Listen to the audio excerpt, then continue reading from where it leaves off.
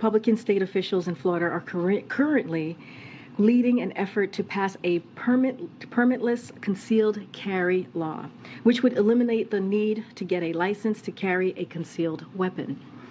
This is the opposite of common sense gun safety.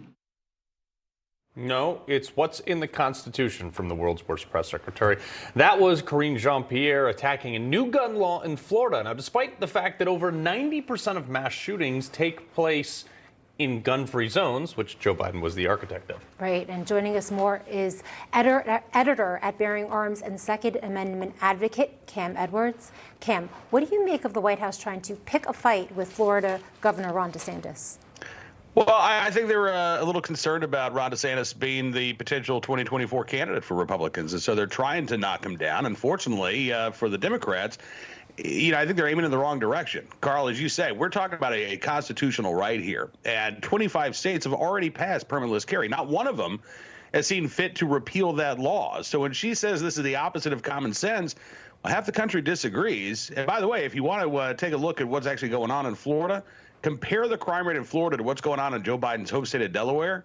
Biden's home state, national crime, violent crime above the national average. In Florida, it's below the national average. So they're doing something right. It's weird. It's almost like, I don't know, that people don't do crime things in areas where people carry guns. I mean, like, how many shootings have there been in gun stores or NRA rallies or stuff like that? It's always been like, gunless cities like Manhattan where only bad guys have guns. You will occasionally find some stupid criminal who makes the bad decision to try to rob a gun store, and it generally doesn't go well for them. But you're right, Carl. Who on earth believes that putting up a sign that says you can't bring a gun in here is going to stop a committed violent criminal or someone with murder on their mind from actually proceeding, right, with their plan? Gun-free zones don't work to keep bad people away or bad people unarmed. All they do is prevent responsible gun owners from being able to protect themselves and potentially even others. Well, they protect our presidents and our elected officials and our judges and all these things with AR-15s and all the weapons they don't want us to have, but we protect our own kids with a stupid sign that doesn't do a darn thing. And gun owners in Connecticut are filing objections to a proposed ammunition tax, which would add up to 5 cents per round of ammunition. Cam, what if you tax the right to vote or free speech?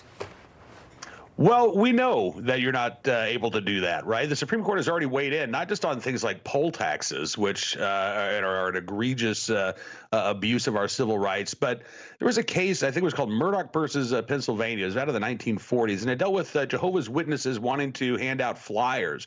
And a town had said, nope, you can't do that. We're going to have this extra tax for you for every piece of paper that you're trying to hand out.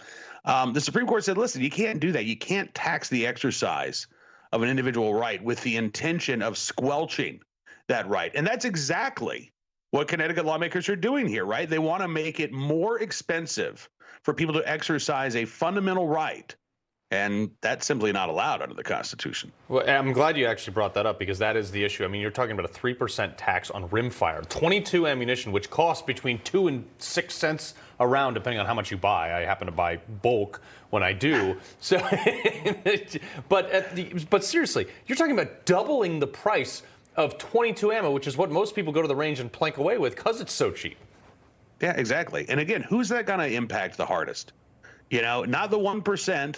Right? It's going to impact working class Americans, working class Connecticuters, many of whom are already living paycheck to paycheck and maybe think about how they can move to a state like Florida. Those are the folks who are going to be hurt. And, Carl, this is going to impact training. As you say, this is, 22 ammo, that's a very popular training round. So the very same people who say, well, you should go through umpteen hours of training before you can exercise your Second Amendment rights also want to make it harder and more expensive for you to do that. This is not about public safety. Mm-hmm. This is not about, making Connecticut a safer place.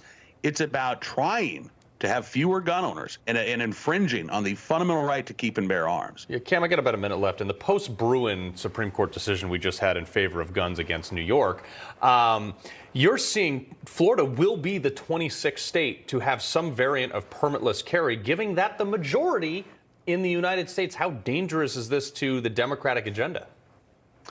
Well, listen, I think the gun control movement is really on its last legs. I think that's been the case for decades. The Supreme Court has said the right to keep and bear arms is real. It is fundamental. And, without repealing the Second Amendment or reversing those decisions, there's no way for the gun control movement to actually get what they want, which is the complete disarmament of the American people, or, again, the vast majority of us deciding that we're going to voluntarily give up our right to keep and bear arms. Neither of those things are going to happen. Look, there are plenty of strategies that we can do to impact public safety, to go after violent criminals, to, reduce the number of suicides. But you don't do those things by trying to eradicate a constitutional right. Yeah, Cam, you're making way too much sense this early in the morning. We appreciate you being here, brother.